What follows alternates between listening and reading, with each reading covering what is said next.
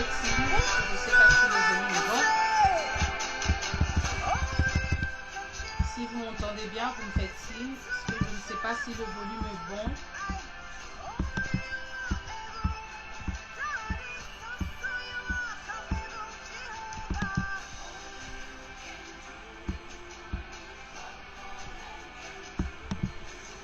Alléluia, Jésus. Dieu le Seigneur. Le temps de partager.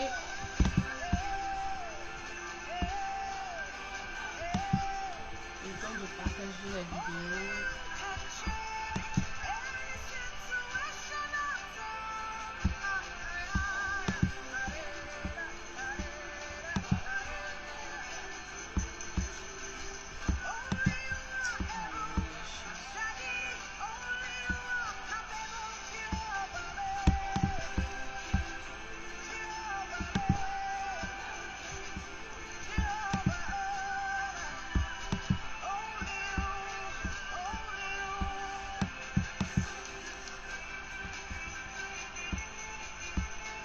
Alléluia, Jésus le Seigneur. Toi qui es connecté, je t'invite à partager, à inviter d'autres personnes afin de passer un bon moment dans la présence du Seigneur. Le temps de partager.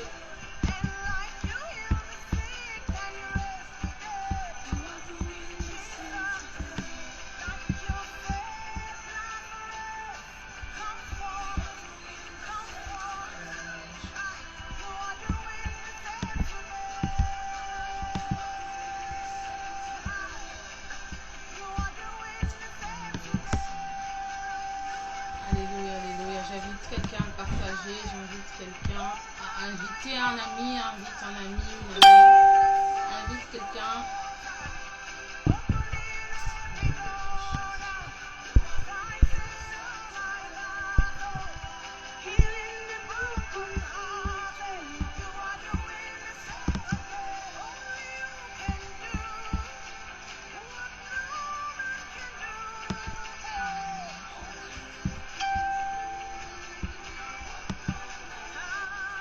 Alléluia, alléluia. Glory to the Lord.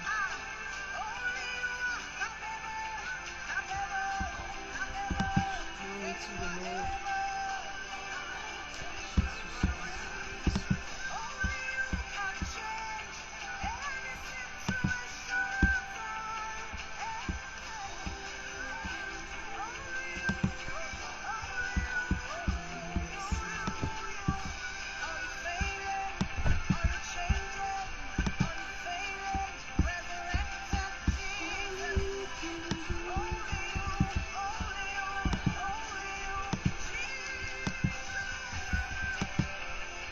Quelques petites secondes, le temps de partager. Je t'invite aussi à partager.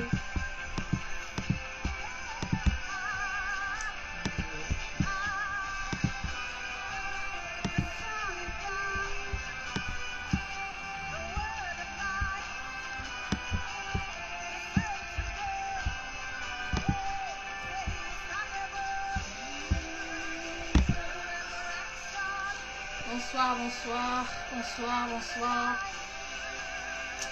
Bonsoir, peuple de Dieu. J'espère que tu partages, toi qui viens te connecter. Partage pour la gloire du Seigneur. Invite quelqu'un. Invite quelqu'un. Passons un très bon moment dans la présence de Jésus, dans la présence du Seigneur. Alléluia, Seigneur Jésus. Les bouches, les aussi.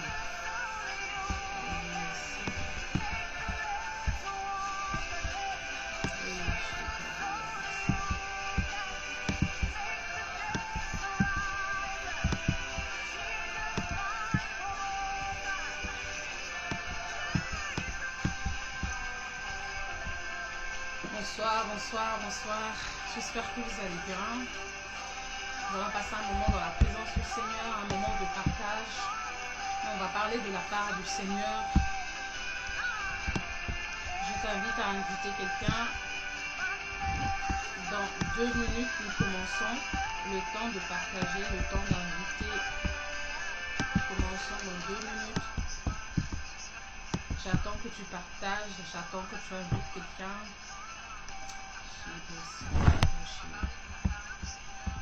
Il est le Seigneur de Seigneurs, il est l'incomparable. Il n'y a point de Dieu comparable à Jésus, il n'y a point de Dieu semblable à Jésus. Alléluia, Seigneur, sois élevé, sois Dieu Jésus.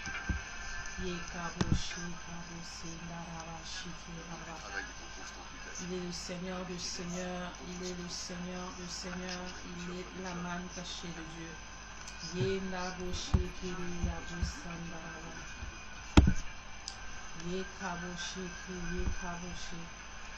Nul n'est semblable à Jésus, nul n'est comparable à Jésus. Il dit non à chose sa portée.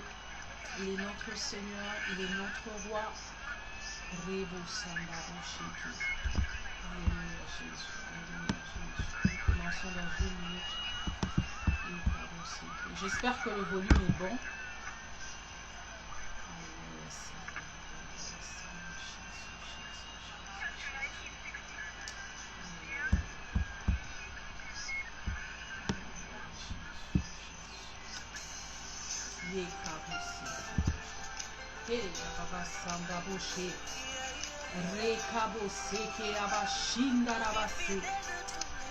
Alléluia, Jésus, Jésus, Jésus, Jésus, Jésus, Jésus.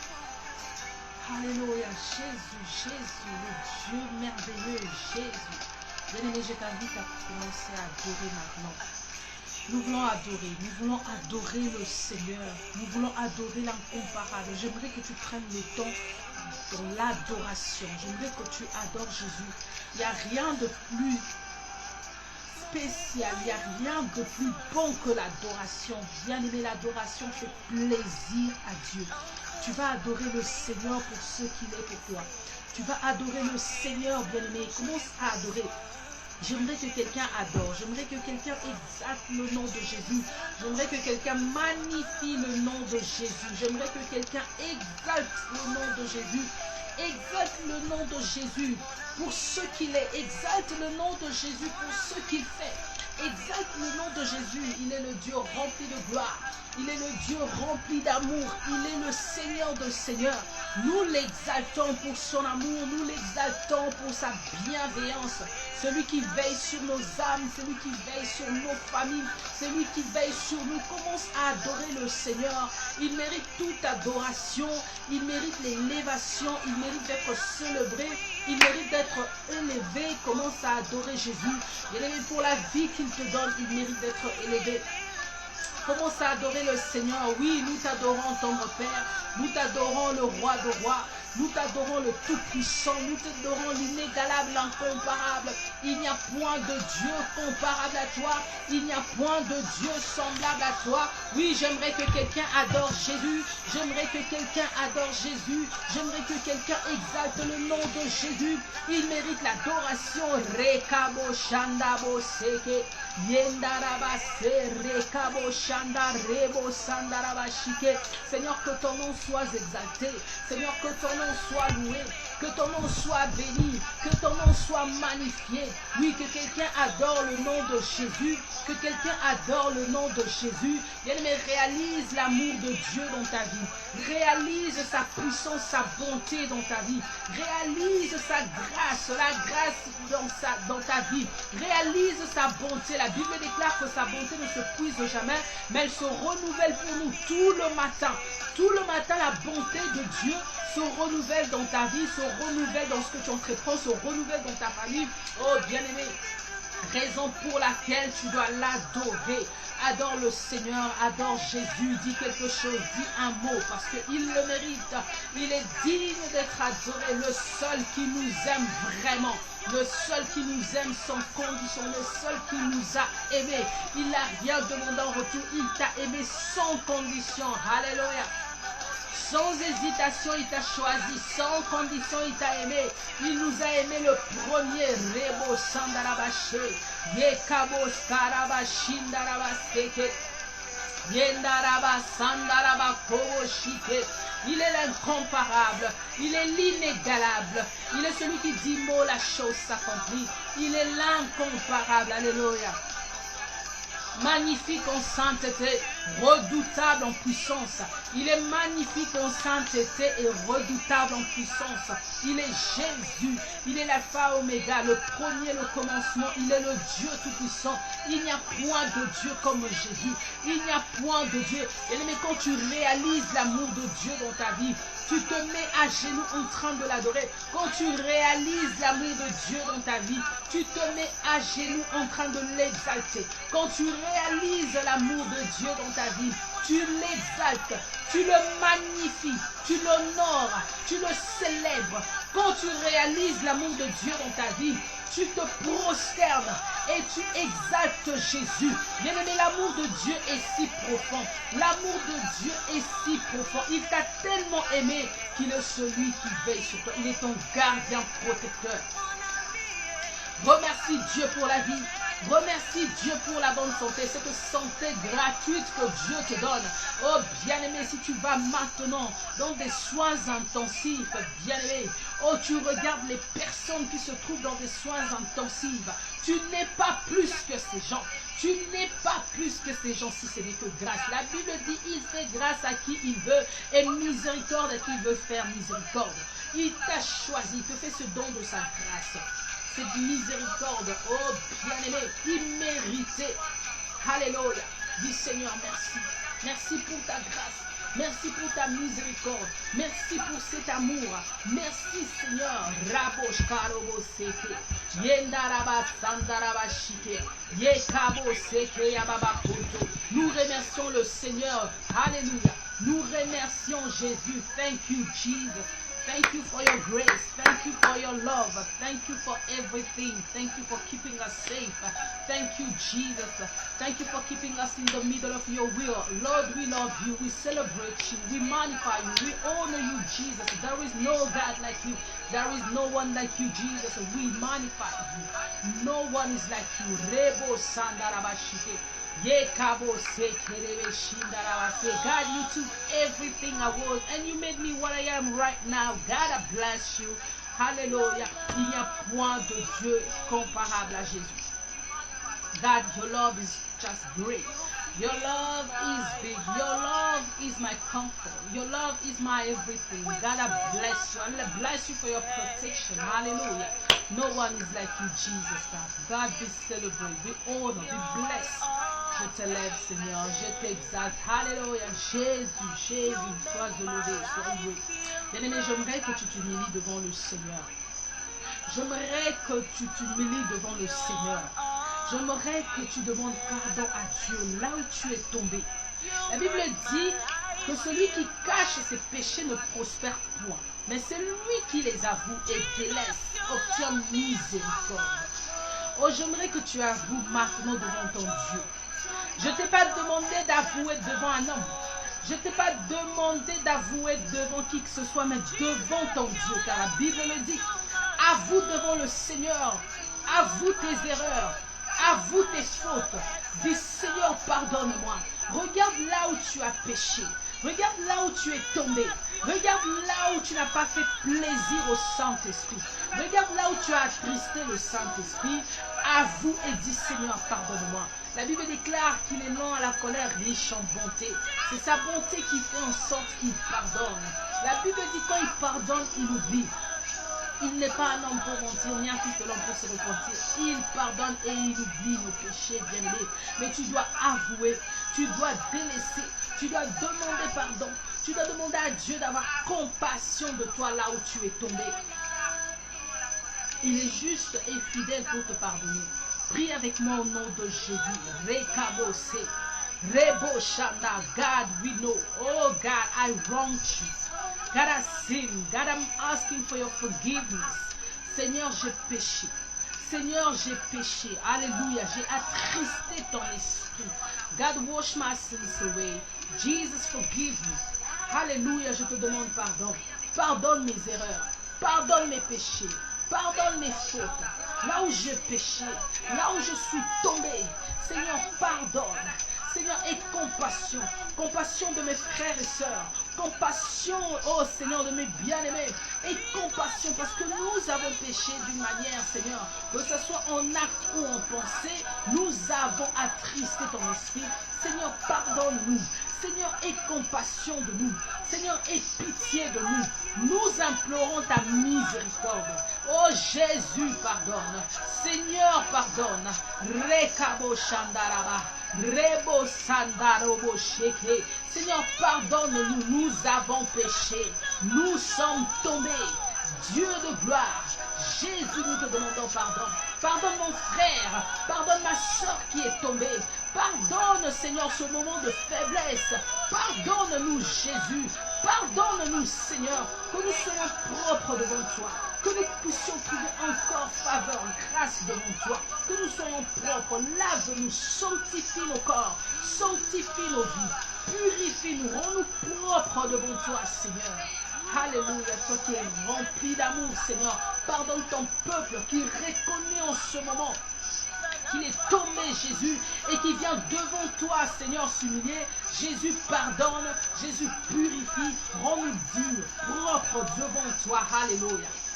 Notre Dieu est rempli d'amour, bien-aimé. Notre Dieu est rempli d'amour. Il est le Dieu qui pardonne. Il est celui qui vient de te pardonner. Il est celui qui vient de te purifier. Il est celui qui vient de te sanctifier. Il est rempli d'amour. Il est rempli d'amour. Rekobo Shandaraba. Orabo Sekeaba. Il n'y a point de Dieu comme Jésus, bien-aimé. Il n'y a point de Dieu comme Jésus. Le seul qui pardonne et le seul qui oublie.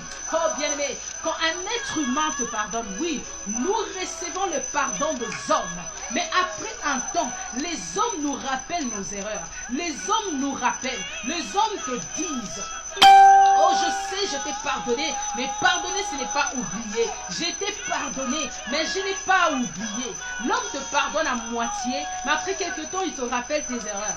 Mais le Dieu Tout-Puissant, il a dit, lui, quand il pardonne, il oublie. Donc, il ne vient plus pour te rappeler tes erreurs. Donc là, tu dois être assuré que l'Éternel a effacé, que l'Éternel a oublié, car tu t'es humilié et tu as demandé pardon. Bravo, il est tellement bon, ce Dieu de gloire. Il est tellement bon, ce Dieu de gloire. Oh, j'aimerais que tu dises: Seigneur, j'aimerais que tu me parles. Dis: Seigneur, j'aimerais que tu me parles. Alléluia. Dis: Seigneur, j'aimerais que tu prennes contrôle de ce moment. Dis: Seigneur, prends contrôle de ce moment. Saint-Esprit, viens dominer. Viens prendre contrôle de ce moment. Viens nous parler. Viens nous enseigner. Nous voulons tous être enseignés par l'Esprit de Dieu. Dis: Saint-Esprit, viens en ce moment, prends contrôle, enseigne-nous. Alléluia. Enseigne-nous, montre-nous encore une fois la marche à suivre. Invoque l'Esprit de Dieu, qu'il prenne contrôle, qu'il domine. Dis: Saint-Esprit, domine. Saint-Esprit, prends contrôle. Saint-Esprit, parle-nous. Saint-Esprit, environne-nous de ta gloire. Alléluia. Rekabo Shandaraba. Yebo Kabo Se, Rabo Shterebo Sanda. Saint-Esprit de Dieu, esprit de force et de puissance, nous avons besoin de toi. Besoin que tu nous parles. Alléluia. Besoin que tu nous parles. Nous voulons recevoir quelque chose de ta part. Nous voulons être enseignés, édifiés. Oh, nous avons besoin d'une marche à suivre. Nous avons besoin d'une marche à suivre. Et cette marche, c'est le Saint-Esprit. Alléluia. Saint-Esprit, viens. Saint-Esprit, remplit quelqu'un. Saint-Esprit, ouvre notre entendement. Parle-nous, Saint-Esprit, prends contrôle, domine, règne, touche quelqu'un, environne-nous de ta gloire, de ta présence, Esprit de Dieu, take control, Spirit of God. On a besoin de toi, de ton assistance, on a besoin, oh Saint-Esprit, que tu nous parles, on a besoin que tu édifies quelqu'un, on a besoin de cette marche à suivre, oh l'Esprit de Dieu. Le Saint-Esprit, l'esprit de force et de puissance, le Saint-Esprit vient toucher quelqu'un. Alléluia. Vient toucher quelqu'un. Saint-Esprit parle. Saint-Esprit parle. Révèle-nous la pensée de Dieu. Révèle-nous la pensée de Dieu. Nous voulons être révélés. Révèle-nous la pensée de Dieu, Saint-Esprit. Révèle-nous la pensée de Dieu. Parle-nous, Esprit de Dieu, Spirit of God. Parle-nous, Seigneur. Parle-nous, Jésus. Parle-nous, admirable conseiller. Parle-nous, l'inégalable. Alléluia, Saint-Esprit. Parle à quelqu'un, que le Saint-Esprit te parle, que le Saint-Esprit de Dieu te révèle la pensée de Dieu, que le Saint-Esprit de Dieu puisse nous parler au nom de Jésus. Rebo kobo sandaraba, yekabo shekeaba, rebo sandaraba shikeniba robo se. Il est le Dieu de gloire, alléluia. Il est le Dieu tout-puissant, il est l'inégalable, il est l'incomparable, il n'y a point de Dieu comparable à lui. Alléluia. Thank you, Jesus. J'aimerais que tu parles à quelqu'un. J'aimerais que tu édifies quelqu'un, Seigneur. J'aimerais que quelqu'un reçoive quelque chose de la part du Saint-Esprit. Amen, amen, amen, amen. Amen. Encore une fois, bonsoir, bonsoir, peuple de Dieu. Bonsoir pour ceux qui viennent de se connecter. Partageons pour la gloire du Seigneur. Pour ceux qui viennent de se connecter, je suis la servante de Dieu, Mariette. Et aujourd'hui, nous allons parler de... Nous continuons ce thème. C'est un thème qui va nous accompagner durant toute l'année 2021. On parle sur la croissance chrétienne, ou la maturité chrétienne, la croissance chrétienne. C'est un thème dont Dieu a mis à cœur. Dieu a mis à cœur à sa servante, Maman Nadine, afin de pouvoir nous accompagner durant toute l'année 2021.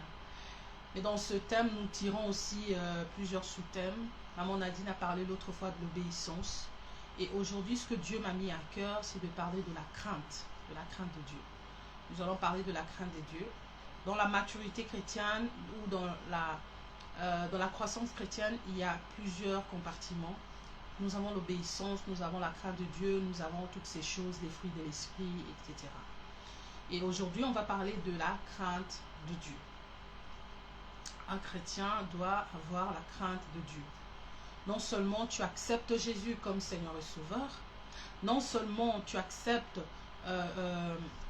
Jésus dans ta vie, tu veux marcher avec Christ, mais il faut avoir la crainte de Dieu, ça fait partie. La crainte de Dieu, c'est, je dirais, c'est la première des choses dans la vie chrétienne. Après avoir accepté Christ dans ta vie, après avoir donné ta vie à Jésus, après avoir accepté comme Seigneur et Sauveur, ce que tu dois commencer à marcher dans la crainte de Dieu. Il y a des étapes, par exemple sur les affermissements, tu as des étapes, tu as le fait d'accepter Jésus, tu as la prière, tu as la parole, le Saint-Esprit, tout ça. Mais avant toute chose, il faut d'abord avoir la crainte de Dieu. Et tu dois connaître c'est quoi la crainte de Dieu. Qu'est-ce qu'on entend par avoir la crainte de Dieu? Parce que c'est très crucial, c'est très important dans la vie chrétienne. Après avoir accepté Jésus-Christ, ok, c'est quoi l'étape à suivre? Tu dois marcher dans la crainte, tu dois commencer, ça commence directement. Tu dois marcher dans la crainte de Dieu, cela est très, très, très important pour ton évolution. Cela est très, très, très important pour ta propre sécurité. Cela est très, très important pour ton épanouissement. Que ce soit dans ta vie physique, que ce soit dans ta vie spirituelle, tu dois marcher dans la crainte de Dieu. La crainte de Dieu, c'est accepter l'autorité et la souveraineté de Dieu. Ici, la crainte de Dieu, déjà quand on prend le mot crainte, dans le dictionnaire, le mot crainte veut dire terreur, veut dire peur. Mais ici, on ne parle pas de la crainte tout court, on parle de la crainte de Dieu qui veut dire autre chose. La crainte de Dieu, c'est tout simplement accepter l'autorité et la souveraineté de Dieu. C'est ça, craindre Dieu, faire sa volonté, faire la volonté de Dieu. Ça fait partie de la crainte de Dieu, respecter et être soumis à Dieu. Le respecter d'abord et être soumis à lui. Quand tu es soumis à Dieu, quand tu respectes les principes, les préceptes de Dieu, c'est ça avoir la crainte de Dieu. C'est être obéissant à Dieu. Donc l'obéissance revient encore. Ce que maman Nadine a parlé l'autre fois, ça revient encore. Être obéissant, parce que ce sont les branches de la crainte. Donc être obéissant, parce qu'une personne qui est soumise, c'est une personne qui est obéissante. Tu ne peux pas prouver ton obéissance sans avoir la soumission. Donc être obéissant. Et dans d'autres termes, et puis la crainte, c'est aussi l'abandon du mal. Le fait d'abandonner le mal, de haïr le mal, de partir loin du mal. C'est ça la crainte de Dieu. Donc la crainte de Dieu, je veux répéter, c'est accepter l'autorité et la souveraineté de Dieu. C'est faire la volonté de Dieu. C'est respecter et être soumis. Donc respecter Dieu, ses principes, ses commandements et être soumis. La crainte de Dieu, c'est être obéissant. Obéissant à Dieu. Obéissant à ses commandements. La crainte de Dieu, c'est l'abandon du mal. Donc quand tu acceptes Jésus-Christ dans ta vie, quand tu dis que je donne ma vie à Jésus, donc en quelque sorte, tu prends la décision d'abandonner le mal. Tu prends la décision de délaisser tout ce qui est mauvais. Donc directement, tu tombes dans la crainte. Tu tombes directement dans la crainte. Et celui qui craint Dieu, qui prend la décision de craindre Dieu, donc la personne prend la décision de marcher selon sa volonté, de le respecter, respecter son autorité, respecter sa souveraineté. Voilà. Respecter sa souveraineté, respecter son autorité, et tout ça fait partie de la crainte de Dieu. Ça fait partie de la crainte de Dieu. Dans la vie chrétienne, nous acceptons Jésus-Christ comme Seigneur et Sauveur, comme j'ai dit. Mais ce que Dieu veut que tu puisses grandir. Dieu veut que tu puisses monter avec lui. Le but de Dieu, ce n'est pas seulement que nous puissions rester à cette étape d'enfant. Parce que quand nous recevons Christ, la Bible dit, à tous ceux qui ont cru en son nom, il leur a donné le pouvoir de devenir enfants de Dieu. Donc Dieu ne veut pas seulement que nous puissions rester enfants, mais le but de Dieu, quand il nous appelle, c'est pour devenir de serviteurs. Ça, c'est dans l'idée de Dieu. On devient enfant quand on accepte. C'est au début. Quand on accepte, là on devient enfant de Dieu. Mais le but c'est de devenir son serviteur. Et devenir le serviteur de Dieu, tu dois commencer par la crainte, parce que le serviteur est celui qui fait la volonté de son maître. Le serviteur est celui qui fait la volonté de son maître. Alors si la crainte veut dire faire la volonté de Dieu, donc en quelque sorte Dieu veut que tu deviennes le serviteur afin de faire sa volonté. Être enfant de Dieu, c'est celui qui vient d'accepter.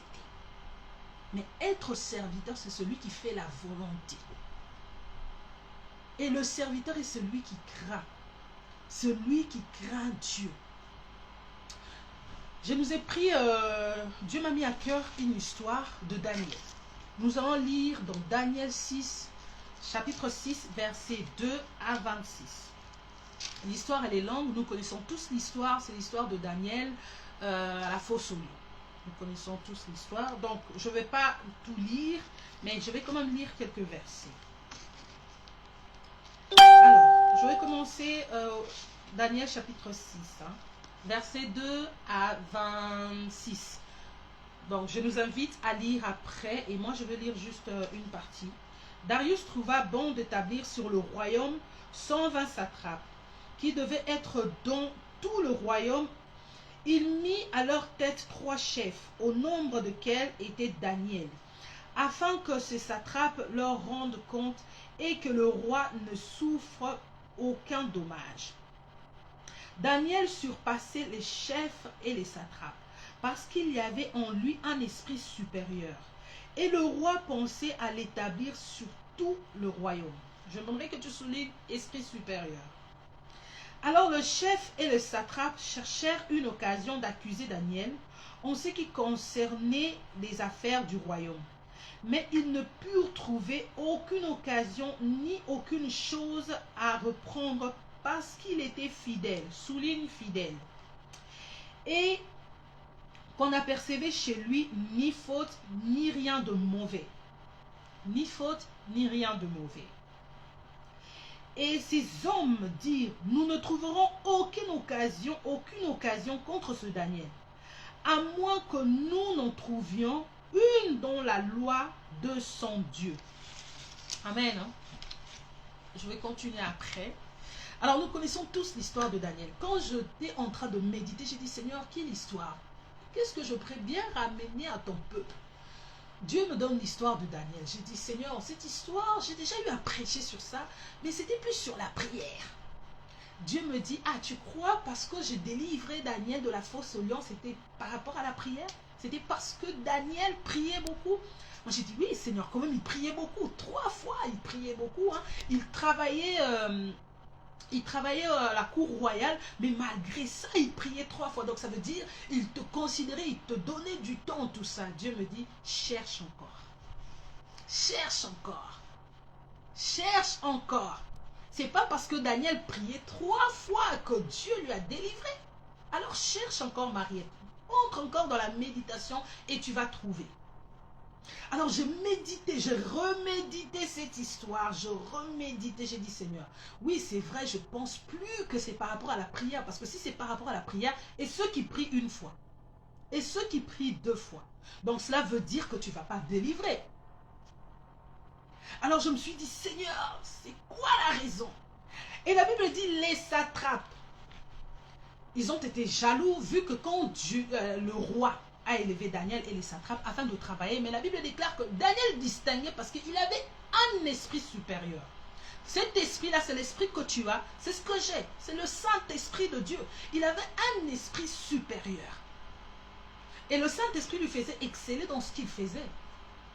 Et la Bible dit, tellement que les satrapes ont vu que le roi allait promouvoir Daniel, vu qu'il faisait tellement bien son travail, qu'il était fidèle. Alors ils se sont dit, nous allons trouver, parce qu'ils n'arrivaient pas à trouver le mal en Daniel. Alors ils se sont dit, nous allons trouver une loi. Une loi, hein, nous allons trouver quelque chose dans la loi de son Dieu. Donc les satrapes savaient que Daniel priait 3 fois. Mais ils n'ont pas dit, c'est parce qu'il prie 3 fois qu'il est en train de travailler bien. C'est parce qu'il prie 3 fois que le roi va le promouvoir. Ce n'était pas par rapport à ça. Mais ils ont dit, nous allons chercher, trouver une faille dans la loi de son Dieu, afin de le casser. Donc, ils veulent chercher qu'est-ce qui fait que Daniel soit excellent. Mais ils savaient qu'il priait. Sûrement, ils allaient résumer du genre, ah oui, on comprend, c'est juste parce qu'il prie 3 fois. Non, mais ils se sont dit, il y a quelque chose. Il y a une chose qui fait que Daniel puisse exceller. Alors, cette chose-là se trouve dans la loi de son Dieu. Alors, nous allons chercher. Quand ils ont cherché, ils ont trouvé. Oh oui, ils ont trouvé. Ils ont trouvé ce qui fait que Daniel soit excellent. Ils ont trouvé ce qui fait que Daniel soit tellement excellent dans son travail. Ils ont trouvé ce qui fait le plaisir du roi dans le travail de Daniel. Ils ont trouvé. Alors, ils sont partis chez le roi. Ils sont partis chez le roi dire au roi, pendant 30 jours, tu vas élever une statue. Et cette statue, tout le royaume doit se prosterner devant cette statue. J'y arrive. Donc, c'est par rapport à ça. Ils ont trouvé. Ils se sont dit, donc tout le royaume doit se prosterner devant cette statue.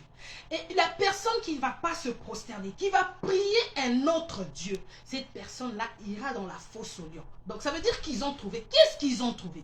Ils ont trouvé que Daniel craignait son Dieu, ne se prosternait pas devant un autre Dieu que son Dieu. Alléluia. Donc ils ont trouvé que Daniel faisait que ce que la loi lui disait de faire. Or, la crainte, alléluia, c'est faire la volonté de Dieu. Et Daniel se prosternait que devant Dieu. Daniel craignait que son Dieu. Daniel était fidèle à son Dieu. Observez les lois. Observez la loi de Dieu. Daniel observait les commandement de Dieu. Et ce commandement qui disait dans le commandement de Moïse, de 10 commandements, tu ne te prosterneras pas devant un autre Dieu. Et quand les satrapes ont vu cela, ils ont compris, se sont dit, ok. Donc Daniel, selon la loi de son Dieu, il ne peut pas se prosterner devant un autre, il ne peut pas craindre un autre, il ne peut pas marcher selon les autres, il doit faire la volonté de son Dieu, donc il doit se prosterner que devant son Dieu, il doit craindre que devant son Dieu. Et quand ils ont trouvé cela, ils sont partis. Mais la Bible nous dit, Daniel n'avait pas cédé. Daniel n'avait pas cédé. La Bible dit qu'il priait 3 fois. Quand il a entendu cette loi, il est parti prier. Il a continué à se prosterner devant son Dieu, à se soumettre à la loi de son Dieu. La loi qui dit que tu ne peux pas te prosterner devant qui que ce soit, mais à part ton Dieu. Daniel respectait le respect de l'autorité de Dieu. Daniel craignait son Dieu. C'est la crainte de Dieu qui a sauvé Daniel. Daniel craignait son Dieu. Alors les satrapes se sont dit, ok, nous savons maintenant comment faire tomber Daniel. Donc nous allons entrer dans la loi. Or la parole de Dieu est faite pour être observée. La parole de Dieu est faite pour être respectée. La parole de Dieu est faite pour que nous puissions obéir.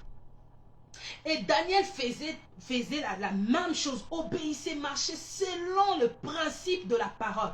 Alors eux, ils se sont dit, pour avoir Daniel, il doit désobéir à son Dieu. Il doit marcher non plus selon la crainte de son Dieu. Pour avoir Daniel, il doit marcher dans le péché. Le péché, ça veut dire ne pas craindre Dieu tout simplement. Quand tu ne crains pas Dieu, tu tombes dans le péché directement. Alors quand ils ont vu cela, ils ont dit, ok, la meilleure façon d'avoir Daniel, il doit tout simplement pécher. Il doit tout simplement pécher. Eux, ils ne voulaient pas interdire Daniel de prier.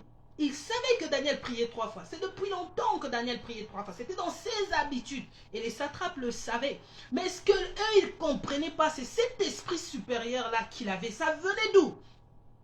Cette efficacité-là qu'il avait, cette intelligence qu'il avait de bien travailler plus que les autres, ça venait d'où?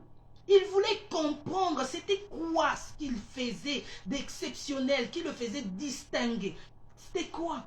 Ils ont cherché à comprendre. Alors ils sont partis, ils se sont dit, ok, alors nous allons décréter une telle loi. Pourquoi? Parce qu'ils ont su que si Daniel excelle, c'est parce qu'il est en train de craindre son Dieu. Alors on va faire en sorte qu'il pêche. On va faire en sorte qu'il pêche, qu'il ne marche plus dans la crainte de ce Dieu-là. Alors pour qu'il ne marche plus, qu'est-ce que la loi dit? La loi dit que tu ne te prosterneras pas devant. Mais eux, ils ont fait en sorte maintenant que Daniel se prosterne devant une statue. Devant une statue. Mais la Bible nous dit que Daniel est resté fidèle. Daniel est resté fidèle. Je veux sauter, je veux encore lire. Je suis maintenant dans le verset 20. En s'approchant de la fosse, il appela Daniel d'une voix triste. Le roi prit la parole et dit à Daniel, Daniel, serviteur du Dieu vivant, ton Dieu que tu sers avec persévérance, as-tu pu te délivrer de lion? Et Daniel dit au roi, roi, vis éternellement. Mon Dieu a envoyé son ange et fermé la gueule de lion, qui ne m'ont fait aucun mal, parce que j'ai été trouvé innocent devant lui et devant toi non plus. Ô roi, je n'ai rien fait de mauvais. Je n'ai rien fait de mauvais. En d'autres termes, je n'ai pas péché. J'ai été trouvé innocent devant mon Dieu. Donc, en d'autres termes, j'ai continué à craindre mon Dieu. En d'autres termes, je n'ai pas péché. Je ne suis pas prosterné devant la statue. Parce qu'une fois que je me prosterne, je pêche. Et quand je pêche, je ne suis plus dans la crainte. Et Daniel est resté fidèle. Celui qui craint Dieu reste fidèle à Dieu. Celui qui craint Dieu Être fidèle n'est pas parce que j'ai changé d'église. Oh non, si je change d'église, là, je ne suis plus fidèle à Dieu.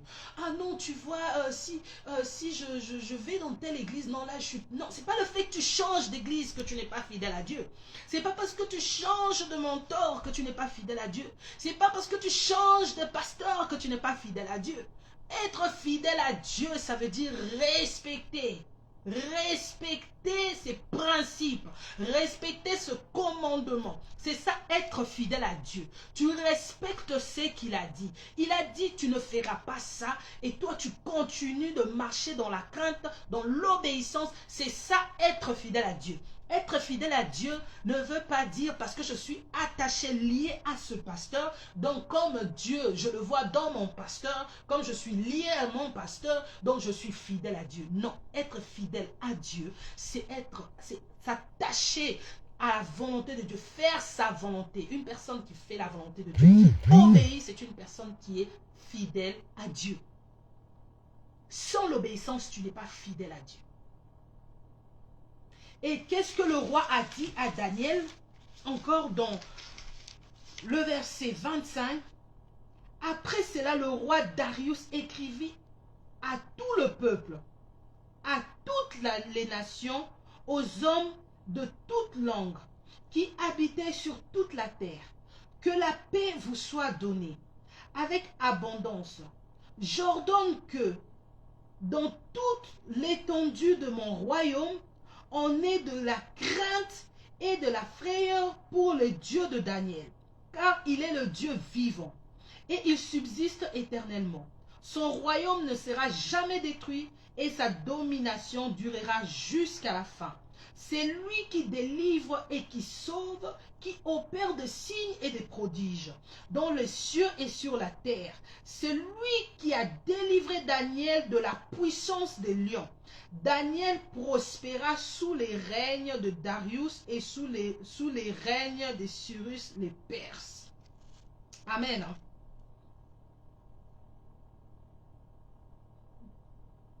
Alléluia. Oh, Dieu est tellement bon.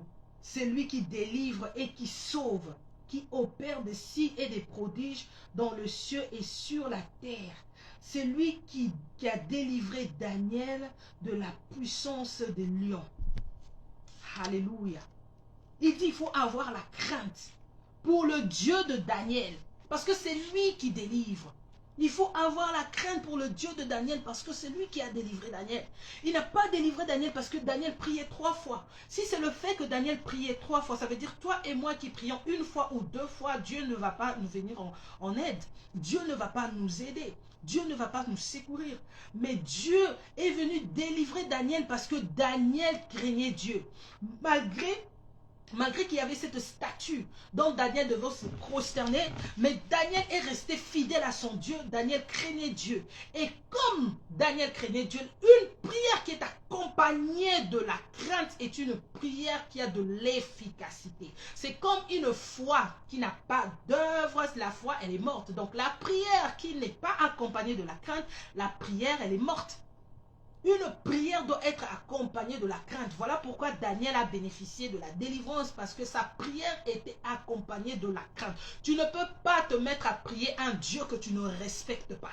Tu ne peux pas te mettre à prier un Dieu dont tu ne fais pas sa volonté. Tu ne peux pas te mettre à prier un Dieu dont tu ne valorises pas, dont tu ne reconnais même pas sa souveraineté, dont tu ne crains pas. Tu ne peux pas te mettre à prier ce Dieu-là.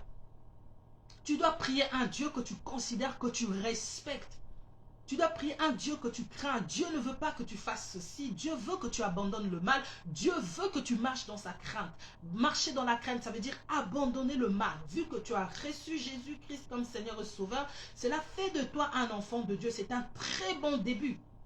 Mais maintenant, Dieu ne veut pas que tu restes stagné. Dieu ne veut pas que tu restes là. Dieu veut que tu montes avec lui. Dieu veut que tu puisses grandir. Dieu veut que tu puisses monter. Dieu veut que tu deviennes serviteur. Pourquoi? Parce qu'il a des choses à te confier.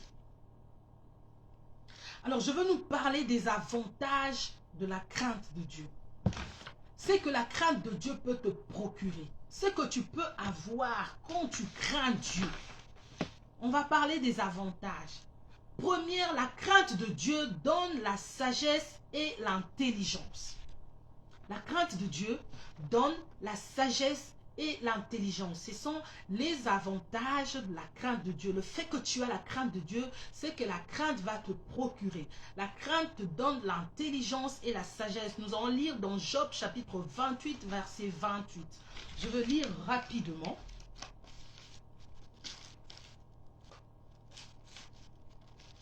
Nous lisons dans Job chapitre 28, verset 28. Puis il dit à l'homme, voici la crainte du Seigneur, c'est la sagesse. S'éloigner du mal, c'est l'intelligence. Donc ici, Job a joué un peu avec les mots. Donc la crainte de l'Éternel, c'est la sagesse. S'éloigner du mal, c'est l'intelligence. Et pourtant ici, la Bible nous dit, la crainte de Dieu, c'est l'abandon du mal. Donc c'est s'éloigner. Donc quand tu t'éloignes, tu crains Dieu et tu as l'intelligence. Et la crainte de Dieu, Job nous dit que c'est la sagesse. Une personne qui craint Dieu a la sagesse de Dieu. Une personne qui craint Dieu a de l'intelligence. Même si tu n'es pas allé à l'école, même si tu n'as pas eu, il y a des personnes qui n'ont pas eu cette chance d'étudier. Mais avoir la crainte de Dieu te procure une intelligence. Et quand tu te mets à parler, les gens se demandent, mais cette personne, la façon dont elle est en train de parler, d'expliquer les choses. Ah, en tout cas, cette personne vraiment a vraiment étudié. Rien à voir. La crainte te procure ce genre de choses. La crainte de Dieu fait en sorte que quand tu parles, tu arrives à convaincre les gens. Tu as cette sagesse que le monde ne comprend pas. Tu arrives à convaincre. Quand tu te parles, on dit... mais il devait être avocat ou avocate cette personne. Mais elle parle très bien. Elle défend bien. C'est la crainte qui te procure ces genres de choses. Cette intelligence, cette sagesse que le monde ne comprend pas. On te pose des questions. D'où vient ton intelligence? La crainte de Dieu te procure ces genres de choses. Jésus n'est pas allé à l'école, mais Jésus avait cette intelligence et sagesse. Pourquoi? Parce que lui-même, il respirait la crainte de celui qui l'avait envoyé. Il respirait la crainte de Dieu. Jésus respirait la crainte de Dieu. Il respirait la crainte de celui qui l'avait envoyé. Alléluia. Lis avec moi dans Deutéronome chapitre 4 verset 6. On a beaucoup de versets aujourd'hui. Nous allons lire. Deutéronome chapitre 4 verset 6. La Bible nous dit, Deutéronome chapitre 4 verset 6. La Bible nous dit,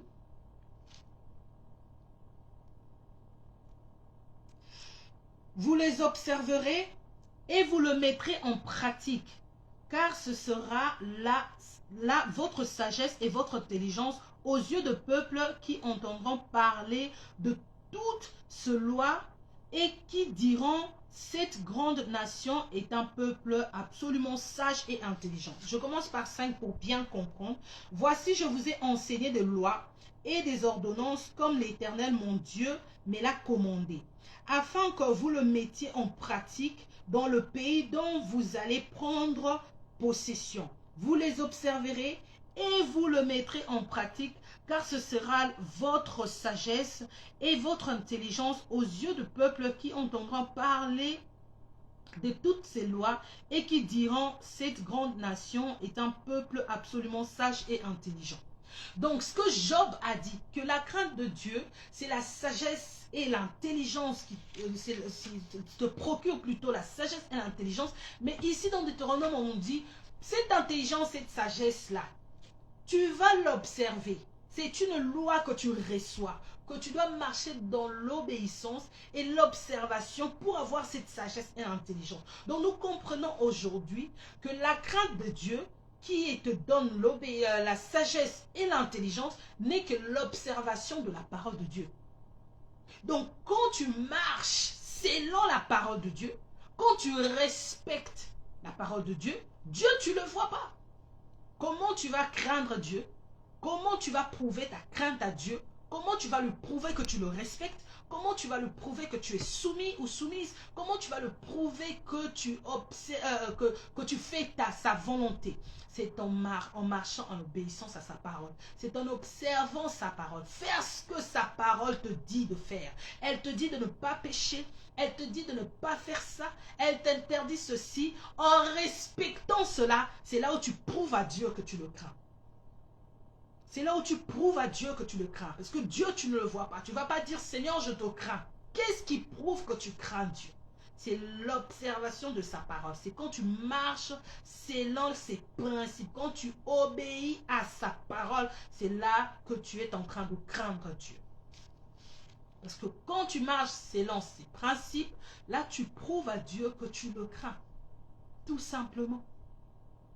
Deuxième point. La crainte de Dieu.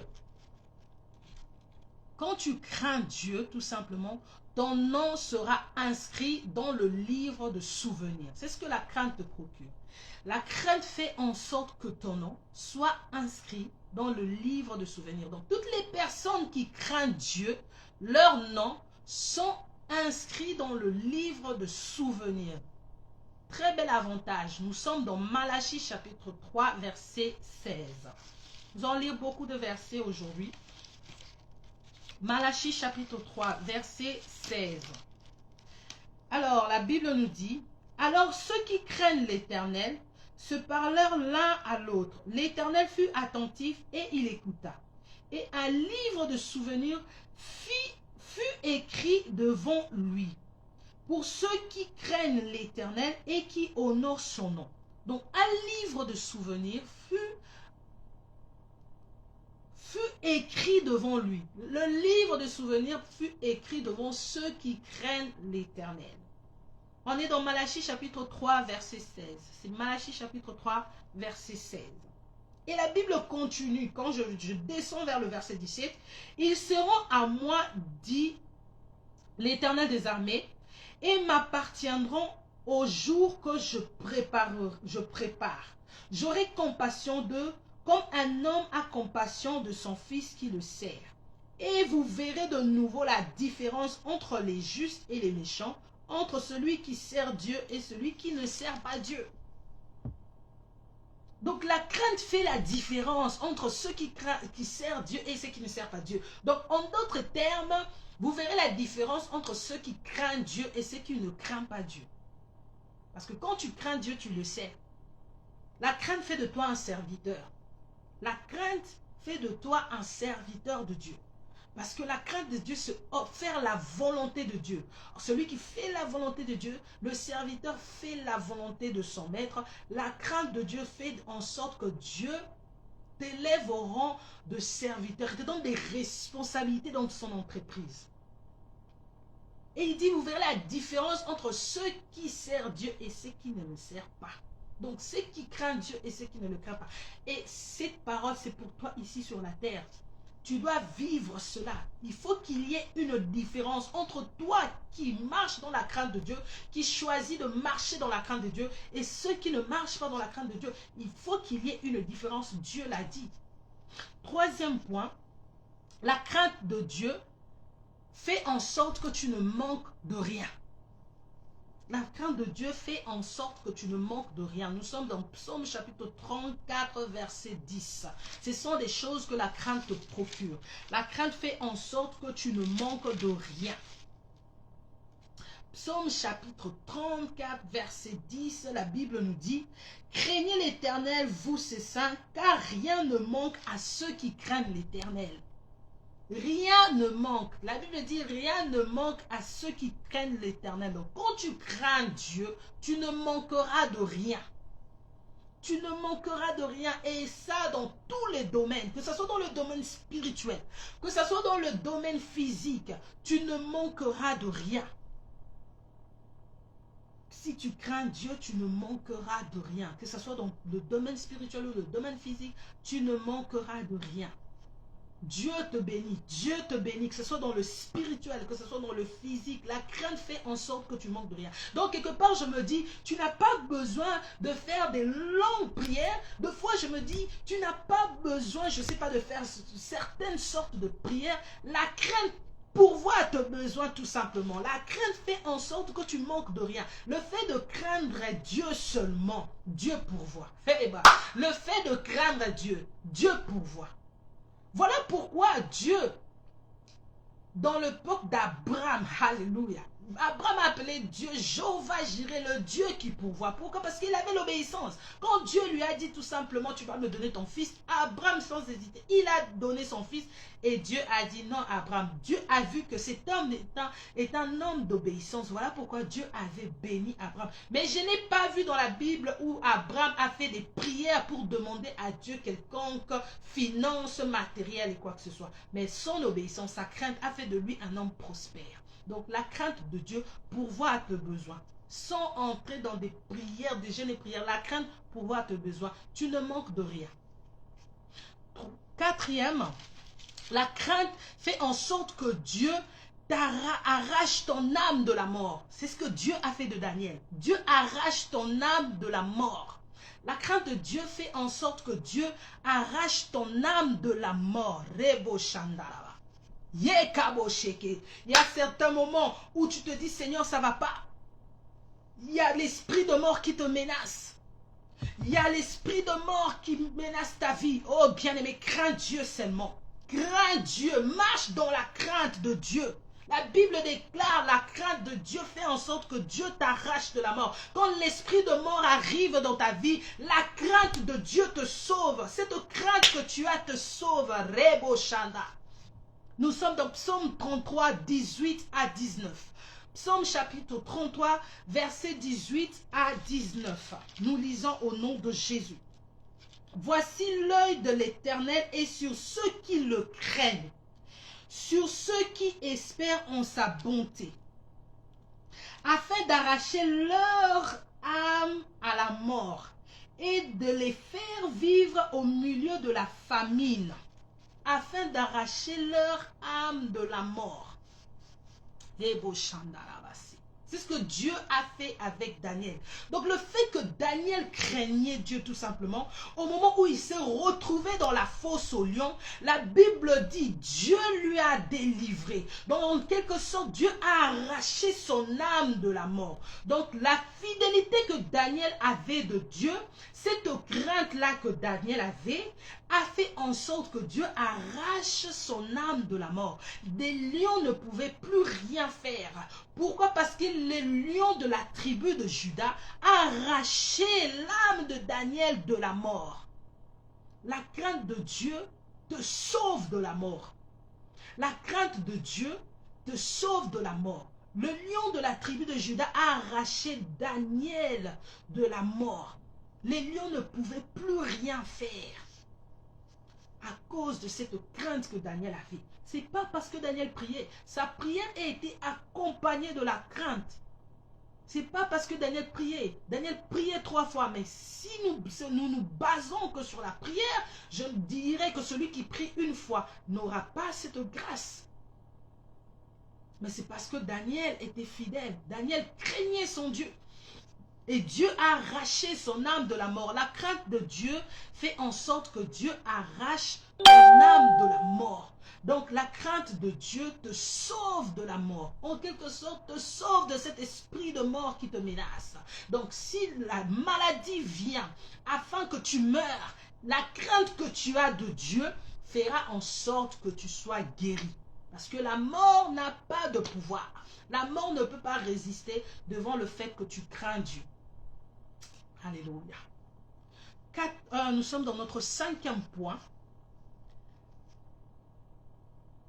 La crainte de Dieu. Par rapport à la crainte de Dieu, Dieu fait de toi son ami. Donc la crainte que tu as de Dieu fait en sorte que Dieu puisse faire de toi son ami. Tu deviens ami de Dieu. Tu deviens ami de Dieu. Nous sommes dans Psaume 25, 14. Psaume chapitre 25, verset 14.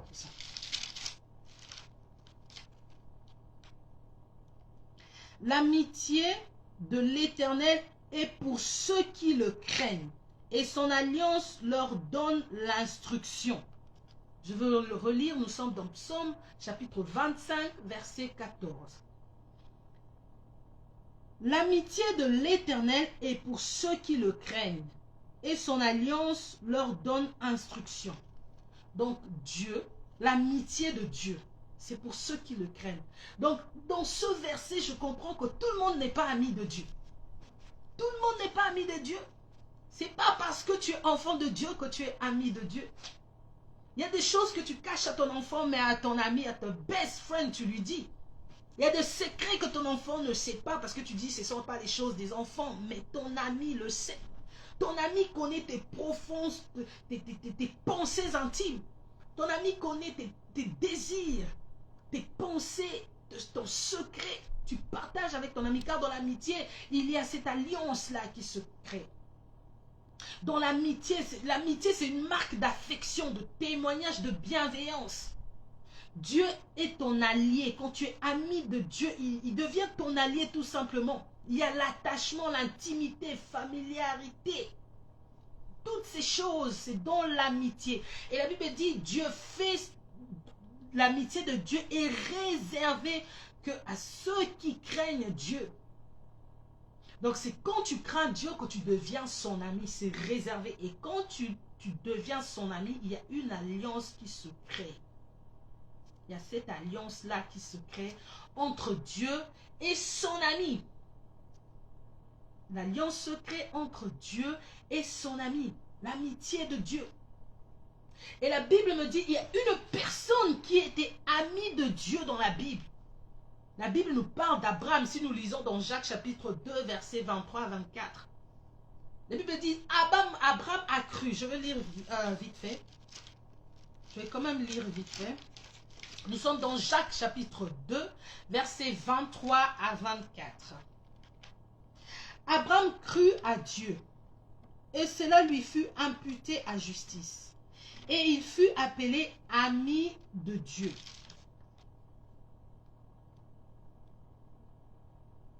Abraham a été appelé ami de Dieu. Il a cru en Dieu. Donc en quelque sorte, après avoir cru, donc il a cru en ce que Dieu lui disait. Et non, il ne s'est pas seulement limité à croire, mais il a obéi. Parce que Abraham est celui dont Dieu a dit, tu quitteras la maison de ton père et de ta mère, tu iras dans le pays où je t'indiquerai. Abraham a quitté. Abraham est parti. Il a obéi sans hésitation. Il a obéi sans poser des questions. Il a obéi. Une personne qui obéit aveuglement. Donc, il ne s'est même pas posé des questions. Il est parti. Dieu lui dit, tu me donnes ton fils Isaac. Il ne s'est même pas dit, oh Seigneur, j'ai eu mon fils à un âge avancé.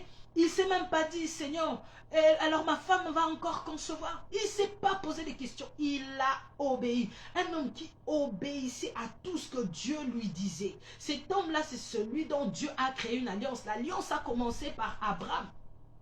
Dieu a créé une alliance. Donc l'amitié fait en sorte que Dieu crée une alliance avec toi. Voilà pourquoi Abraham a été ami de Dieu. Parce que l'alliance a été créée. L'amitié a été créée. Et maintenant Dieu nous dit, c'est facile aussi avec nous qu'il y ait cette alliance, qu'il y ait cette amitié. La condition c'est seulement de craindre. Craindre Dieu. La crainte de Dieu fait en sorte que tu deviennes ami de Dieu. Dieu fait de toi son ami. Si tu marches dans la crainte, Dieu fait de toi son ami. Et si Dieu fait de toi son ami, il ne te cache plus rien. Il ne peut plus rien faire sans que tu le saches parce que ça fait partie de votre alliance, de cette alliance-là. Il doit te révéler tout ce qu'il fait. Être ami de Dieu, tu connaîtras le secret de Dieu. Tu connaîtras ses désirs, ses pensées les plus profondes, les projets de Dieu. Avant que Dieu fasse quelque chose, il t'en parle. Ah Seigneur, j'aime cette relation avec Dieu. Avant qu'il fasse quelque chose, il m'en parle. Donc si Dieu vient t'en parler de ce qu'il veut faire, ça veut dire qu'il te considère à un niveau pas possible. Donc il te considère, donc Dieu veut faire quelque chose, mais il se dit je ne peux pas le faire. Je dois mettre Mariette au courant. Et j'aime cette relation-là. Moi j'aime cette relation. Donc je ne peux pas le faire. Je dois mettre telle personne au courant avant de procéder. Parce que ça fait partie de notre alliance. Ça fait partie de notre amitié. La personne doit être au courant. Dieu ne fait plus rien sans pour autant te dire ce qu'il veut faire. Ça fait partie de l'amitié. Donc la crainte de Dieu fait en sorte que tu deviennes ami de Dieu. Dans Psaume chapitre 25, verset 14. La crainte de Dieu. Et dernier avantage dans ce message, mais il y a beaucoup plus d'avantages dans la Bible. C'est que la crainte peut procurer, il y en a tellement que si on commence, nous n'allons pas terminer. Mais dernier avantage de ce message, c'est la crainte augmente les jours. La crainte de Dieu augmente les jours. Nous sommes dans Proverbes chapitre 10, verset 27. Proverbes chapitre 10, verset 27. Je lis au nom de Jésus. La crainte de l'Éternel augmente les jours, mais les années de méchants sont abrégées. La crainte de l'Éternel augmente les jours, mais les années de méchants sont abrégées. Non seulement Dieu sauve ton âme de la mort, non seulement Dieu arrache ton âme, comme Psaume 33, 18 à 19 nous dit, Dieu arrache ton âme de la mort, mais tes jours sont encore augmentés. Donc tu as une longévité et cela t'est procuré que par la crainte. Donc quand tu as la crainte, tes jours sont augmentés. Il y a une longévité dans ta vie. Donc de fois quand nous prions ou bien nous souhaitons des gens Happy birthday, joyeux anniversaire, oh je te souhaite beaucoup plein de bonnes choses, longévité, tout ça. Donc longévité ça veut dire que tes années augmentent et tout. Mais il y a une condition pour ça. La Bible déclare la crainte augmente les jours. Donc si tu crains Dieu, automatiquement tes jours seront augmentés. Les jours ne s'augmentent pas parce que moi je te souhaitais. Les jours ne s'augmentent pas parce que je t'ai dit longévité, tout ça, tout ça. Non. Les jours s'augmentent quand tu crains. Tu marches dans la crainte de Dieu, ça augmente tes jours. Tu marches dans la crainte de Dieu, la crainte de Dieu t'arrache, arrache ton âme de la mort. Non seulement te sauve, mais augmente tes jours. Augmente tes jours. Il y a une longévité derrière la crainte de Dieu. Ce sont ici les 6 avantages d'avoir la crainte de Dieu. Premièrement, la crainte donne la sagesse et l'intelligence. Deuxièmement, la crainte de Dieu fait en sorte que ton nom soit inscrit dans le livre de souvenirs. Troisièmement, la crainte de Dieu fait en sorte que tu manques de rien. Quatrièmement, la crainte de Dieu fait en sorte que Dieu arrache ton âme de la mort. Quand il y a l'esprit de mort qui vient, Dieu te délivre, non parce que tu avais gêné, mais parce que Dieu a mis en toi la crainte, que tu le respectes, que tu marches dans sa volonté, que tu marches selon ses principes, que tu observes ses lois. Et c'est dans ce cas que Dieu vient te sauver. Donc une fois que tu pries et que la prière sort, quand elle monte vers Dieu, elle est accompagnée de la crainte, elle a une grande efficacité. Quand la Bible dit que la prière fervente du juste a une grande efficacité, donc c'est la prière fervente de celui qui craint Dieu a une grande efficacité. Le juste, c'est celui qui marche selon la volonté de Dieu, celui qui marche dans la crainte de Dieu, c'est celui-là qui est juste. Donc sa prière a une grande efficacité. Donc il faut considérer la phrase dans son entièreté, considérer tout ce qui se trouve dans la phrase. La prière fervente du juste. Donc c'est la prière fervente de celui qui est fidèle à Dieu. La prière fervente de celui qui craint, de celui qui obéit. C'est cette prière-là qui a une grande efficacité. Ce n'est pas toutes sortes de prières, mais c'est la prière de celui qui craint, celui qui est juste, c'est celui qui craint Dieu. C'est cette prière-là qui a une grande efficacité. Voilà pourquoi la prière de Daniel avait une grande efficacité. Cela a fait en sorte que Dieu arrache son âme de la mort parce que sa prière est accompagnée de la crainte. Donc, 5e point, Dieu fait de toi son ami. Quand tu marches dans la crainte de Psaume 25, 14, Dieu fait de toi son ami. Et 6e point, la crainte de Dieu augmente les jours. La crainte de Dieu augmente les jours. Tu veux vivre longtemps? Marche dans la crainte de Dieu. Tu veux que tes enfants vivent longtemps? Enseigne-leur la crainte de Dieu. Tu veux vivre, marche selon la volonté de Dieu. Marche dans son obéissance. Observe ses lois. C'est comme ça que tu le prouves que tu l'aimes. C'est comme ça que tu prouves à Dieu que tu l'aimes. Et une dernière de choses, la crainte de Dieu, hein, c'est l'adoration. La crainte de Dieu, c'est l'adoration. Quand tu crains Dieu, tu l'adores. Quand tu crains Dieu, tu l'adores tout simplement. Parce que l'adoration, d'abord, c'est une attitude, un mode de vie, un comportement. C'est ça l'adoration. L'adoration, ce n'est pas le fait que tu dis « Seigneur, je t'aime, Seigneur, je t'adore, merci de m'avoir gardé, tu es le roi de rois. » Tu commences à attribuer tous les noms. Ce n'est pas ça l'adoration. L'adoration, c'est d'abord ton attitude, mode de vie, la façon dont tu te conduis, la façon dont tu te comportes. C'est ça l'adoration à Dieu, l'attitude, mode de vie. Et quand tu te comportes bien, quand tu observes, quand tu respectes, obéis Dieu, tu tombes directement dans l'adoration. Parce que ton mode de vie adore le Seigneur, reflète Christ. Celui qui reflète Christ adore. Parce que les hommes voient comment tu te comportes et les hommes admirent, les hommes disent « Ah, celui-là vraiment, en tout cas, il a un Dieu vivant. Hey, regarde comment il est. » Le fait que les hommes sont en train de témoigner, c'est ça l'adoration. Tu adores Dieu et ton attitude, ton mode de vie fait en sorte que les hommes témoignent. C'est ça l'adoration. Et une personne qui craint Dieu, cette personne adore parce que la personne qui craint Dieu automatiquement marche selon la volonté de Dieu, automatiquement se comporte bien parce que craindre Dieu, c'est abandonner le mal, c'est fuir le mal. Celui qui fuit le mal fait le bien. Celui qui fuit le mal a les fruits de l'esprit. Celui qui fuit le mal marche dans la bienveillance. Celui qui fuit le mal a l'amour. Et toutes ces choses-là, c'est une attitude, c'est un mode de vie de tous les jours et ça c'est l'adoration. Ça c'est l'adoration. Celui qui craint Dieu adore Dieu directement. Ça fait plaisir à Dieu. Quand tu crains Dieu, ça fait plaisir à Dieu.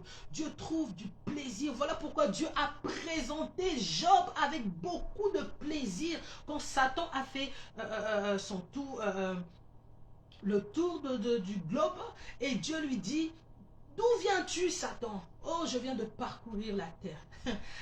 As-tu vu? Donc, quelque part, Dieu est en train de... As-tu vu? Avec beaucoup de fierté. Parce que la Bible dit que c'était un homme intègre, craignant Dieu. Dans l'histoire de Job. C'était un homme intègre, craignant Dieu. Et ça faisait tellement plaisir à Dieu que quand Dieu présenter Job, parler de Job avec beaucoup de fierté, d'assurance. Il dit, as-tu vu mon serviteur? Est-ce que vous croyez qu'à cette époque-là, il n'y avait que Job comme serviteur? Je ne pense pas. Mais Dieu parlait avec beaucoup de plaisir. As-tu vu mon serviteur? As-tu vu, comme on dit en lingala, Nzambazo Betato? Est-ce que Dieu peut parler avec plaisir en ce qui te concerne? Est-ce que Dieu peut parler avec plaisir en ce qui te concerne? Donc en quelque sorte, la crainte fait plaisir à Dieu. Celui qui craint Dieu fait plaisir à Dieu. Et moi je sais que l'adoration fait plaisir à Dieu. Donc ce qui veut dire la crainte, comme la crainte fait plaisir à Dieu, donc tu l'adores tout simplement. À quoi ça sert de te renfermer dans ta chambre pendant des heures et commencer à dire: Seigneur, je t'adore, je te loue, si ton mode de vie ne correspond pas à ce que toi tu es en train de dire, si tu ne marches pas selon la volonté de Dieu, avant que tes paroles puissent avoir de l'efficacité, puissent être vraies, tu dois d'abord avoir ce mode de vie qui correspond à la crainte de Dieu. Et tu accompagnes cela à la prière. Et là, ta prière aura une grande efficacité. Là, ta prière aura une grande efficacité. Cette prière-là pourra bouger les choses. Cette prière... J'ai compris une chose, bien-aimée. De fois, les choses ne marchent pas. Tu pries des années. Ah, tu ne crains pas encore Dieu. Quand tu marches dans la crainte de Dieu, bien-aimé, tu ouvres la bouche, les choses se passent. Tu ouvres la bouche, les choses arrivent. Parce que la crainte de Dieu fait en sorte que ta prière soit efficace. La prière fervente du juste. C'est qui injuste? C'est une personne qui craint. Une personne qui marche dans la volonté de Dieu. C'est celui-là qui est juste. C'est celui-là qui Dieu appelle juste, celui qui observe sa parole. Et quand une telle personne se met à prier, les lions ne peuvent rien faire contre cette personne. Quand une telle personne se met à prier, une personne qui craint Dieu, le ciel s'ouvre. Oh, il y a ces bataillons d'anges qui descendent pour te secourir. Pour te secourir. La crainte de Dieu est tellement importante. Non seulement Dieu veut que tu puisses le craindre, mais c'est pour ton propre bien. Elle est bénéfique pour toi parce qu'elle te procure beaucoup de choses. Elle te procure beaucoup de choses. C'est gagnant-gagnant. Dieu en gagne et toi aussi. Parce qu'elle te procure, c'est pour ton bien. Elle te procure beaucoup de choses. Elle te procure beaucoup de choses. Dieu ne veut pas que tu restes bébé. Dieu ne veut pas que tu restes à ce stade d'enfant, mais il veut que tu grandisses pour travailler. Quand tu es enfant, tu ne peux pas travailler dans l'entreprise de Dieu. Tu ne peux pas travailler, on n'engage pas des enfants dans des entreprises. On engage des adultes, des personnes qui ont étudié, des personnes qui sont mûres. Ce sont ces personnes-là qui ont de l'intelligence et la sagesse. Ce sont des personnes-là qu'on engage. C'est la même chose. Dieu n'engage pas des bébés spirituels, des enfants. Dieu engage des adultes spirituels. Ceux qui grandissent dans la parole de Dieu. Et la crainte de Dieu va faire en sorte que Dieu t'engage dans ses entreprises. Parce qu'il a des responsabilités qu'il veut te confier. Mais il veut que tu puisses grandir.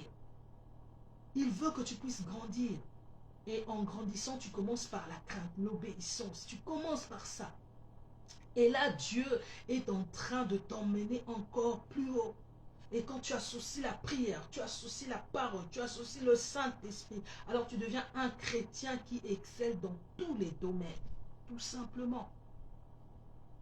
Nous sommes arrivés à la fin de ce message. Si on se met à parler de la crainte, donc on va terminer, je ne sais pas quand. Il y en a tellement beaucoup à dire en ce qui concerne la crainte de Dieu. Il y a beaucoup à dire. Quand tu ouvres la Bible, tu regardes, il y a beaucoup sur la crainte de Dieu. Sur la crainte de Dieu. Mais là, on a parlé des avantages. Je veux te faire comprendre que Dieu, la crainte, c'est pas avoir peur de Dieu. Non, il y a des avantages à craindre Dieu. Je voulais te faire comprendre qu'il y a des avantages. Quand tu crains Dieu, il y a des avantages. C'est bénéfique pour toi. C'est vraiment bénéfique pour toi. Il faut grandir. Dieu veut que tu puisses grandir. Tu dois grandir. Tu dois marcher dans la crainte de Dieu. Ne te limite pas seulement au fait que tu as accepté Jésus comme Seigneur et Sauveur.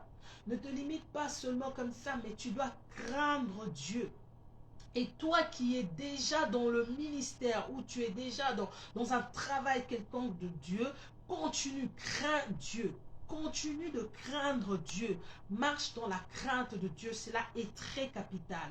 Tu te dis, Seigneur, peut-être que l'année passée, je n'ai pas marché comme il fallait. Je n'ai pas fait ta volonté comme il fallait. Mais cette année, je vais marcher dans ta crainte. Je vais observer ta parole. Je vais faire ta volonté à fond, à 100%. Je veux te craindre de toute mon âme. Je veux te craindre de toutes mes forces, de toute ma pensée. Et tu verras, l'Éternel va t'emmener encore plus loin. Nous allons incliner nos têtes. Nous allons remercier Jésus. J'aimerais que tu remercies Jésus pour sa parole. J'aimerais que tu remercies Jésus parce qu'il nous a parlé. Quand Dieu nous parle, c'est pour édifier nos âmes. C'est pour que nous puissions mûrir, grandir. C'est pour notre bien. Dis Seigneur, merci. Merci pour ta parole. Merci pour cet enseignement. Dieu nous a tous enseignés. nous avons eu à partager. Dieu nous a enseigné. Dis merci pour cette exhortation. Merci Seigneur parce que nous avons été exhortés, enseignés. Nous avons compris quelque chose. Dis Seigneur merci. La crainte, quelque chose de crucial, quelque chose d'important. Nous disons merci. Merci Seigneur pour la crainte. Merci Seigneur pour ta parole. Merci Seigneur, toi qui dis mot, la chose s'accomplit. Merci Jésus de nous avoir parlé. Il n'y a point de Dieu comme toi. Thank you Jesus. Thank you Lord for your word. Thank you God. Merci Jésus. Tu nous as parlé. Tu nous as enseigné. Tu nous as exhorté. Nous te disons merci. Il n'y a point de Dieu comme toi Jésus. Il n'y a point de Dieu comme toi Seigneur. Merci éternel Dieu. Merci car la crainte sauve. Cette crainte a sauvé Daniel de la fosse au lion. Tu as arraché son âme de la fosse au lion. Oh Dieu, la prière qui a été accompagnée de la crainte. Un homme juste fidèle à toi. Nous te bénissons Seigneur. Nous te disons merci. Bien-aimé, j'aimerais que tu pries. Dis Seigneur, aide-moi. Aide-moi à marcher selon la crainte. Oh bien-aimé, je sais. La Bible dit, l'esprit est disposé. L'esprit est disposé. Alléluia, alléluia, alléluia, alléluia. Ton esprit est disposé à faire la volonté de Dieu. Ton esprit est disposé à marcher dans la crainte. Ton esprit est disposé à observer. Mais à cet obstacle, il y a ta chair qui ne veut pas. Il y a ta chair. Oui, la chair nous combat. Notre propre corps nous combat. Ton corps te combat. Ton corps ne veut pas que tu puisses craindre Dieu. Mais l'esprit sait que la crainte de Dieu va te procurer de bonnes choses. L'esprit a besoin de cette crainte pour être nourri. Mais ton corps te combat. Dis Seigneur, aide-moi. Dis Seigneur, aide-moi. Aide-moi à marcher selon ta crainte. Aide-moi à marcher, à observer ta parole. Dis Seigneur, j'ai besoin de ton aide. Bien aimé, la Bible dit c'est ni par la force, ni par la puissance, c'est par l'esprit. Donc en quelque sorte, c'est ni par ta force. Si tu essayes, tu veux faire par la force, tu ne vas pas y arriver. Tu veux faire par ta propre puissance, tu ne vas pas y arriver. Tu as besoin de l'aide de Dieu. Tu as besoin de son aide, de son esprit, que Dieu t'aide à marcher selon sa crainte. Dis Seigneur, j'ai besoin que tu m'aides. J'ai besoin parce que la décision que je prends, c'est de marcher selon ta crainte et j'ai besoin que tu puisses m'aider à y arriver. Prie avec moi au nom de Jésus. Dieu est capable. Il est capable. Il veut que tu prennes la décision de marcher selon la crainte. Il veut que tu prennes la décision. Dis Seigneur, je ne veux pas seulement me limiter au fait que je t'ai accepté comme Seigneur et Sauveur. Je ne veux pas seulement me limiter à ça, mais je veux marcher selon ta crainte. Je veux marcher selon ta crainte. J'ai accepté Jésus et je veux marcher selon ses principes. J'ai accepté Jésus et je veux marcher selon ce qu'il veut, ce qu'il souhaite, ce qu'il a dit. Alors aide-moi, aide-moi car la chair me fait tomber. Aide-moi car je manque de force, je manque ceci, j'ai besoin de ton aide afin d'y arriver. J'ai besoin que tu m'aides. J'ai besoin que tu me fasses grâce. Je veux y arriver. Je veux y arriver. Et j'ai besoin de ton aide. J'ai besoin de ton aide. Je ne saurais, Seigneur mon Dieu, mon roi Jésus, marcher selon ta volonté si tu ne m'aides pas. Je ne saurais, Seigneur, observer tes lois si tu ne m'aides pas. I need your help. I need your support. I need you, Jesus. I need you, Lord. Tu as besoin de lui afin de le craindre. Bien-aimé, tu as besoin de lui afin de le craindre. Bien-aimé, pour craindre Dieu, tu as besoin de Dieu. Pour craindre Dieu, tu as besoin de Dieu. Tu n'y arriveras pas tout seul. Tu as besoin de lui. Dis, God, I need you. I need your strength. I need your support. J'ai besoin de toi. Pour te craindre, j'ai besoin de ton aide. You need God. Tu as besoin de Dieu pour craindre Dieu. Tu sais rien faire toi-même parce que le monde te combat. L'ennemi te combat. Ton propre corps te combat. Tu as besoin de son aide. Tu as besoin de Dieu pour le craindre. Dis, God, I need you. Je saurais te craindre si tu ne m'aides pas. J'ai besoin de ton aide pour te craindre. J'ai besoin de ton aide. Dis Seigneur, I need you. J'ai besoin de toi. J'ai besoin de toi. Aide-moi, aide-moi. Dis Seigneur, aide-moi, aide-moi. J'ai vraiment envie, j'ai vraiment cette envie-là de marcher selon ta volonté. Aide-moi, Seigneur. Je ne veux pas me limiter seulement, Jésus. Je ne veux pas me limiter seulement étant enfant, mais j'aimerais que tu puisses me confier des responsabilités. Et pour que Dieu te confie des responsabilités, tu dois grandir. La crainte te fait grandir. La crainte te fait grandir. Seigneur, aide-nous, Seigneur. Aide-nous, Seigneur. Aide-nous, Seigneur Jésus. Aide-nous, Seigneur. Seigneur, l'esprit est disposé, garde, mais la chair est faible. La chair nous combat. Mais nous savons qu'avec ton aide, nous allons y arriver. Bien-aimé, Dieu nous demande des choses. Il nous demande de marcher selon lui. Il nous demande de le craindre. Mais il sait aussi que tu sauras le faire sans son aide. Tu as besoin de lui pour faire sa volonté. Tu as besoin de son aide pour faire ce qu'il veut. Tu as besoin de l'aide de Dieu pour faire ce que Dieu veut. Tu as besoin de lui pour le craindre. Il nous demande des choses, mais il sait que tu ne vas pas y arriver sans lui. Dis Seigneur, aide-moi. Seigneur, aide-moi, j'aimerais marcher selon cette crainte, j'aimerais faire ta volonté, aide-moi. Bien-aimé, il y a l'avantage quand tu crains Dieu, il y a plusieurs avantages, cela est bénéfique pour toi, c'est pour ton propre bien. Oh, Rekabo Shandarabase. Merci Jésus, il est bon, il est l'incomparable, il est l'inégalable. Il n'y a point de Dieu semblable à lui. Il veut que tu puisses grandir. Il veut que tu puisses grandir. Il veut que tu puisses grandir. Dieu veut te confier des choses.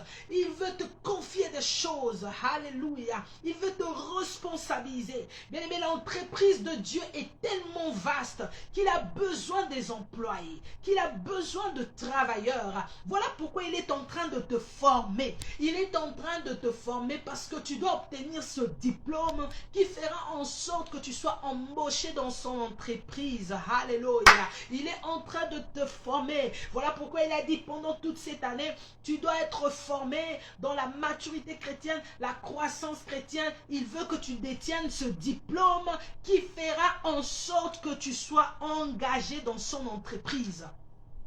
Ne reste pas seulement dans cette étape d'avoir reçu Jésus qui fait de toi un enfant, mais grandis, alléluia, afin de travailler dans son entreprise, parce qu'il veut aussi que toi, tu puisses pourvoir aux besoins des autres. Tu seras là aussi en train d'embaucher les autres. Donc ceux qui viendront après, ça sera à toi de les former. Voilà pourquoi tu dois grandir.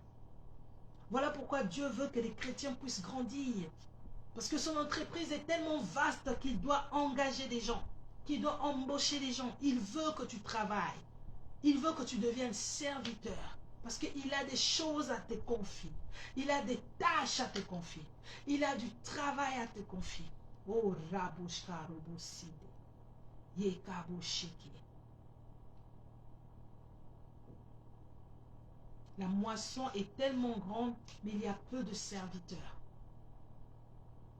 C'est en grandissant, c'est en recevant l'enseignement de la croissance chrétienne que tu détiendras le diplôme qui fera en sorte que Dieu puisse t'embaucher dans sa moisson. Dieu n'engage pas des enfants. Dieu ne donne pas des responsabilités aux enfants. Voilà pourquoi nous devons grandir. Voilà pourquoi nous devons acquérir la maturité. Rekabo Shandarabasi. Il est le Seigneur de Seigneurs. Bien-aimés, nous sommes arrivés à la fin. J'aimerais que tu adores le Seigneur. J'aimerais que tu lui dises, Seigneur, merci pour ce moment dans ta présence. Merci pour tout. Merci pour ce moment d'enseignement, ce moment d'exhortation, ce moment de prière, ce moment dans ta présence, cette atmosphère. Dis, Seigneur, merci. Dis, Dieu soit béni. Je sais que tu te manifestais. Je sais que je vais y arriver. Je sais, éternel mon Dieu, mon roi, que mon âme et mon corps sont soumis à ta crainte maintenant. Dis merci, Jésus.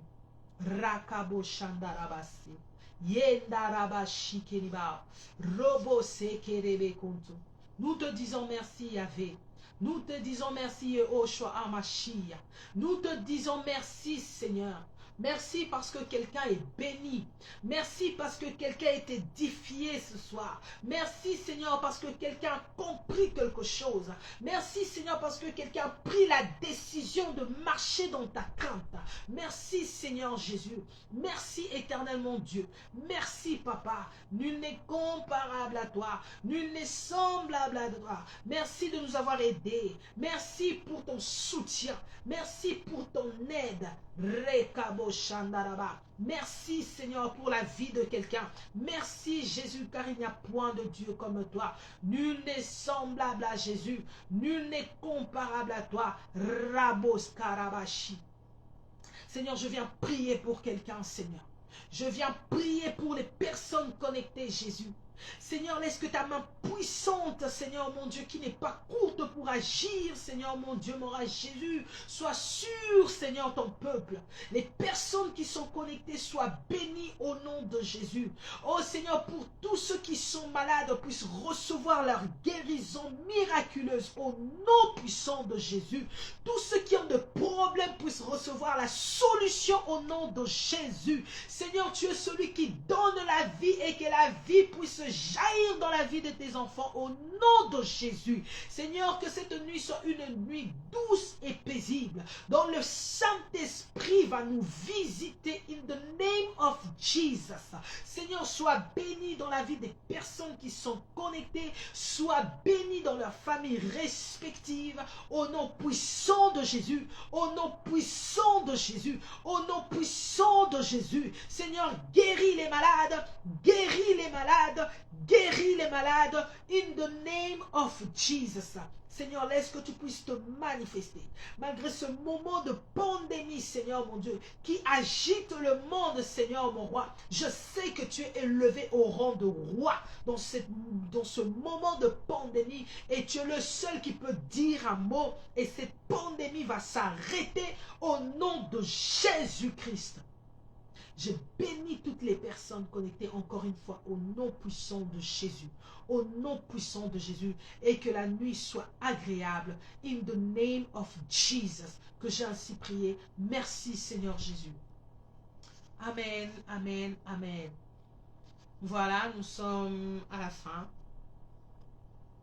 Que Dieu soit loué, que Dieu soit béni pour ce moment d'exhortation, ce moment de partage pour la gloire du Seigneur. Que Dieu bénisse son peuple, nous sommes nombreux. Je ne saurais citer tous les noms. Vraiment que Dieu nous bénisse. Maman Nadine Lombondo, que Dieu te bénisse abondamment, abondamment. La servante de Dieu, my coach. Vraiment que Dieu te bénisse. La servante de Dieu, Sabrina, sois bénie. Papa Janel, l'homme de Dieu, sois béni. Maman Nibofi. Soyez tous bénis au nom de Jésus. Soyez tous bénis, toutes les personnes qui sont connectées et ceux qui ne le sont pas. Soyez tous bénis au nom puissant de Jésus. Nous allons nous revoir prochainement pour la gloire du Seigneur. En attendant, passez une agréable nuit. Que le Saint-Esprit nous visite, que le Saint-Esprit nous parle, même au travers des songes, pour la gloire de notre Seigneur. Bye bye.